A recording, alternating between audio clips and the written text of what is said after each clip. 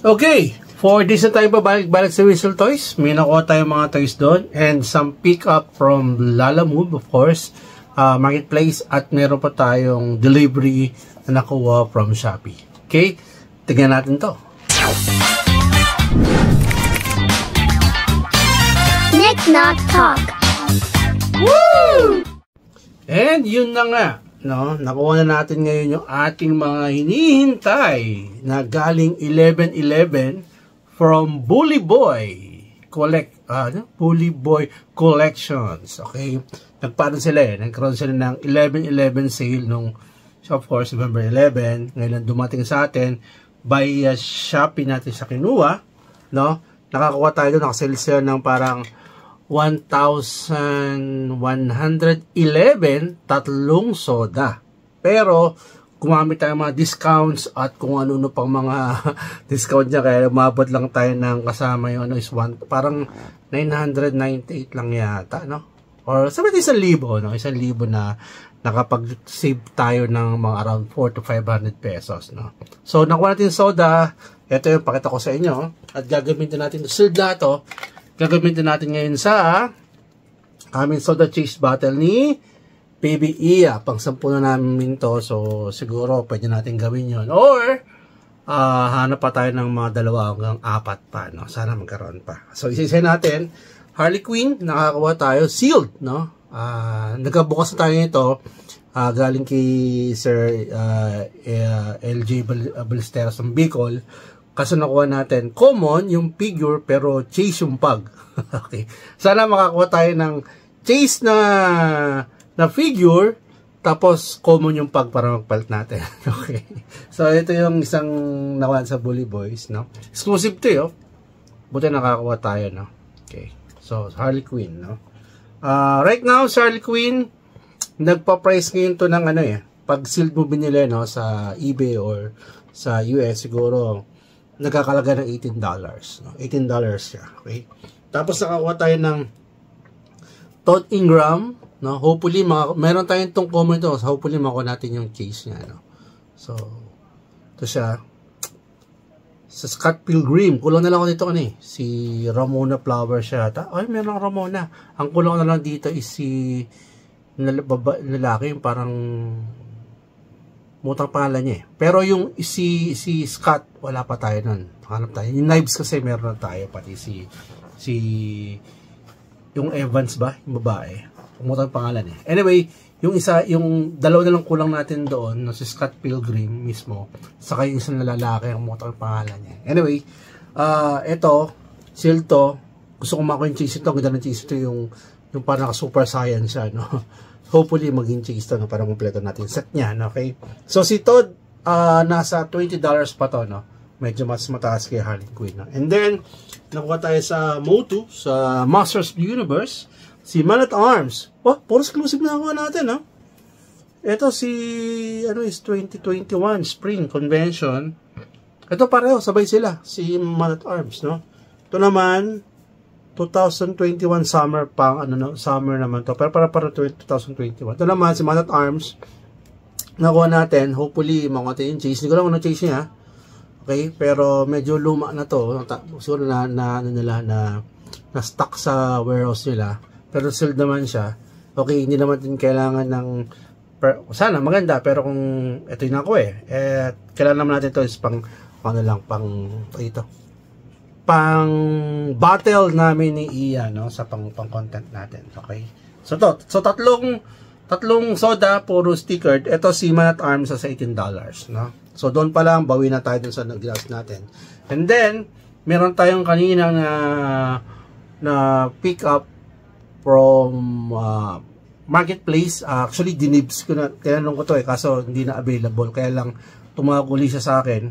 And then sinabi niya na hindi raw nakuha nung taong nag-dibs, so 3 days na raw, kaya ako yung second niya ito nag-dib, kaya binigay niya na sa akin, no? So ang pangalan niya, no, kung makikipag-deal ko sa kanya, medyo nung una parang medyo doubtful ako kasi yung pangalan niya hindi tugma doon sa GCash, no? Kaso maliit lang naman, so Tapos pumayag naman siya na pick upin muna ng rider before ko bayaran. Tapos nung nakuha ng rider, pina-check ko, tama naman. Kaya nag-push through yung transaction namin. By the way, yung Facebook name niya is si Hiro Tsunematsu. Parang Japanese. Siguro ano pangalan ng anime yun, no?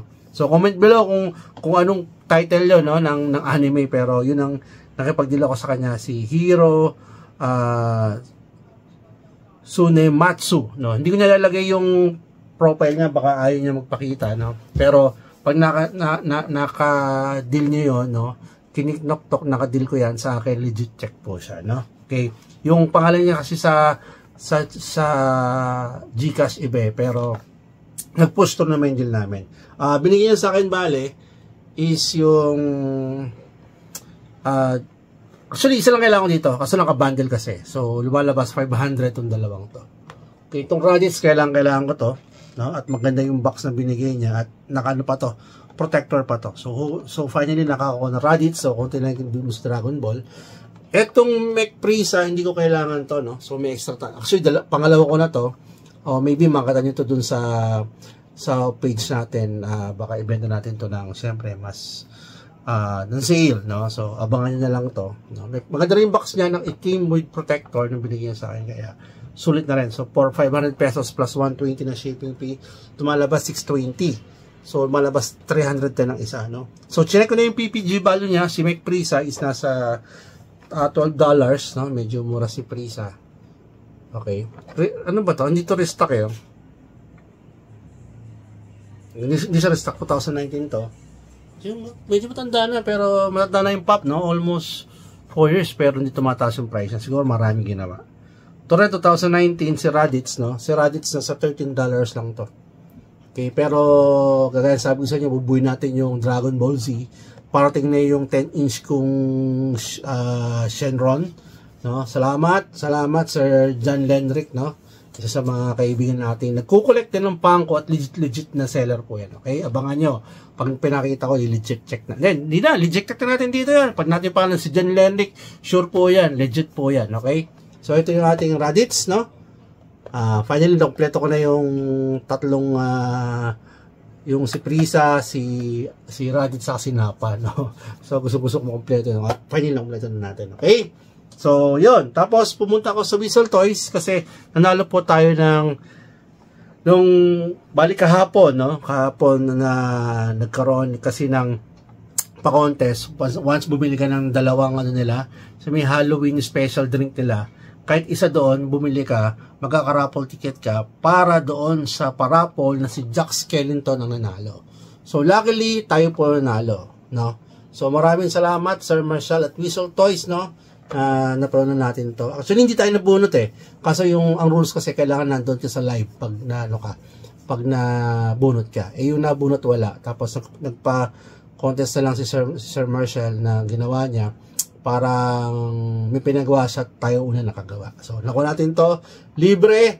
So, walang bayad kasi yung ginawas naman natin doon sa drink ininom natin. Kaya, zero cost tayo rito at nakuha natin to ng, ang value ngayon ito is $25.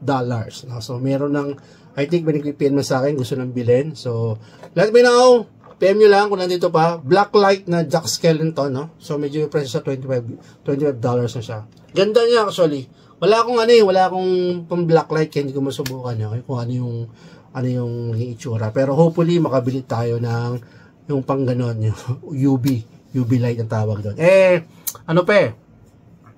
Wala pa tayong blacklight na item, no? So hopefully kung meron tayong trip, baka bumili tayo nun, okay? Pero ito maganda actually, itong blacklight nito, no? Yung meron siyang asparo, no? Ang cute niya actually. So pang horror. Sa mga horror fan, let me know, okay? So, $25, zero cost. Tapos, pagpunta ko doon, meron siyang promo right now na pag bumili ka ng first person ka na bumili ng, meron siyang nilabas na parang 6 ba or 5 new flavors, parang 6 eh, diba? 5 new flavors ng, I think 6, nakamunta ko na drink, and then magkakaroon ng 1 free toy, no? So, naka-apat na drink ako, kaso yung isang drink, hindi kami nauna, may ibang nauna. So, lumalabas, tatlo yung drink na nauna namin, na flavor na nauna, yung ang nabili namin is yung ube, sabi ube, tapos yung dirty matcha, hot or ice, binili ko yung hot, and then saka yung hazelnut. So, nakakuha tayo tatlong pop, no? Hindi masyado nakapili kasi kukunti yung pagpipilian, pero for pre-pop, no, sa isang drink, no, ito yung nakuha natin. Ito yung isa, si Taylor Toxmon, okay? So, from Monster Inc. at work, no? Hindi ko alam kung napag yung cartoons na to, pero for sure sa mga Disney fan, kilala nyo to, no? So, ang SRP niya is around 600, makita nyo yung price, diba? Oh, yan. Pero nakuha natin ito ng for free, kasi sa drink na pinili natin. Pero tong Taylor, medyo mura to, pero okay lang, libre naman. $4 ang PPG value nito, no? Okay?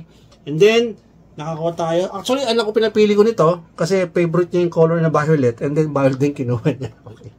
Si Mick, no, from Thor of Love and Thunder, no, ganun din, ang SRP niya is 650, pero nakuha tayo yung libre siya. Pero yung PPG value niya is around, si Mick is $12 pa rin. Okay? So, medyo mababa, pero it's for free. Maganda yung box, so we cannot complain about it. Okay? Libre. Okay? Kahit ibenta mo ng 200 dyan, or 250 or 300, still na libre yung drink natin. Okay? And then, wala lang akong choice kasi ito na lang pagpipilian. Nakuha natin si Laila L. Fowley. Mahirap bagisan ng pangalan niya, no? Ayoko siyang kunin kasi hirap bagisan ng pangalan kasi wala natitira kundi siya na lang. Okay. So, ito yung nakuha natin. So, again, SRP 650, pero libre din siya nakuha natin sa drink, no? By the way, si Mick $12. Ito sabi ko pa kayo na. Ayun na sabi ko. Si Laila naman is, magkano to? $19. So, siya yung medyo may presyo doon sa nakuha natin free na nakasama sa drinks, no? Si Laila. Okay? Sa Moon Knight. Sa series sa Moon Knight. Sana kumpletohin to. Ito, gusto ko sana makakuha ng 10-inch ito. Ganda niya, no? Para siyang statue, no? Anyway, sana magkaroon ng mura. Bigyan niyo ako. Puso trade natin ito lahat ito para doon. Okay? Joke lang. Okay? So, ito yung nakuha natin. So, 4 na pop nakuha natin for free. Isa na pa nun sa contest. And then, 3 nakuha natin sa free drink. Guys, visit kayo sa Whistle Toys Quezon City doon sa 656 Del Monte Avenue, no? Kasi meron sila mga pa-contest doon minsan na magugulat kapag mo meron pala. Kaya puntahan nyo siya kasi baka mamaya merong promo or sales na nagaganap, sayang naman, no? So maraming beses po. Actually, pang 4 time ko nang bumalik to ng consecutive kasi meron sila mga promo. Nagsimula yan doon ng yung kagaya ng 11-11, tapos nagkaroon sila ng pag bumili ka ng fresh bale drink nila, makukuha mo yung cheese ng 999 kasi tapos na nakakuha tayo doon. Tapos yung mga deluxe nila na 515 doon ito nakakuha doon, no? So abangan nyo kasi marami silang pakulo. Nakakatawa yung coffee shop na yun, nakauna-unang first ever toy and coffee shop sa Pilipinas, no? Nakakatawa yung mga drink nila kasi talagang pinag-iisipan nila. Meron silang mga, actually yung drinks nila ang para sa presyo sulit na sulit kasi masarap siya, tapos mura po yung drink niya, no? So puntahan nyo sila kasi talaga nag-offer sila ng good venue for the people na gusto mag-isip or mag-aral, pwede roon, no? So napaka-accommodating ng lugar, nakaka-refresh, saka yung food is good actually, no? Yung Calamansi Bar, nako po, well recommended ko yan, pati yung triple cheese panini na merong parang tomato and strawberry jam na dip. Ay nako po, the best po yun. Meaty spaghetti, gusto ko rin siya. Yung drinks, wala pa ako nainom na drinks na hindi masarap, no? Lalo na yung ako coffee lover ako, yung latte nila sa WTC, the best. Pero yung natikman ko kanina, ay yung dirty latte, sarap din. Dirty matcha, no? Nako, napakasarap, no? Anyway, puntahan nyo sila kasi open naman sila ng, I think, 11 to 12 p.m. 12 a.m. in the morning, no? Monday to Sunday yan, okay? So, review tayo kung kanya nakuha, no? So, syempre, yung 4 nun, free, 0, wala tayong gastos, kaya ang gas natin ngayon sa lahat ito, 2, 4, 6, 9 na toys. So, 9 na haul natin is around 1,620 lang. Pero, sa PPG value niya, inabot siya ng 8,178. Grabe ang shoot up kasi bakit? Ang daming isang napatalunan saka tatlong free. Tas iba naka-sale pa, no? Kaya sobra ngayon. Grabe yung difference ngayon kasi gain po tayo ng 6,558, no? So, yun. So, nakaka-excite tong day na to. Maraming nangyari, no? Although hindi naman ganoon katataas yung value nung nakuha natin, pero still maganda pa rin para sa atin kasi nag-gain po tayo, no? Lahat ng pop na to, guys, actually for sale, I think lahat to, except for Raditz kasi atin po yan, kumpletin natin, okay? Yung soda depende kung makakuha tayo ng chase or what. So kung makakuha tayo ng chase, dito si sale, no? Kung common, yung may doble kagaya ni Todd pati ni Harley Quinn, yun pwede tayong benta. Okay? So, yun lang po muna ngayon, no? So, today, gusto natin pasalamatan ulit si Whistle Toys, no? Kasi, punta tayo doon, kinumadit tayo. Sir Marshall, natuwa yung bunso ko, talagang tuwa doon sa place nyo, and gustong bumalik ulit. So, hopefully, makita muli siya rin, okay? So, yun po muna, guys. Again, bisitahin yung Whistle Toys. Grabe po, magpa-promo yung mga may-ari dyan. Kaya, puntahan nyo po yan. Pag hindi nyo napuntahan yan, no? Parang you miss half of your life. Joke lang, okay? Anyway, ayun lang po muna, guys. Maraming salamat. Kung gusto nyo po yung ginagawa natin, pakiclick naman po yung subscribe button at pakikalat na rin po, no, sa mga kayala nyo, kaibigan nyo, na pakiclick na rin po yung pakipromote po yung ating channel at click rin nila yung subscribe button para dumami po tayo. Okay? So for now, we're hitting the road for 200 at pag nag 200 tayo subscriber, magpapa-raffle po tayo ulit kagaya ng ginawa natin nung last raffle. Okay? So maraming salamat, guys. Again, this is your host Nick Noktok saying stay safe and happy hunting to all. Bye. Nick Nok Talk.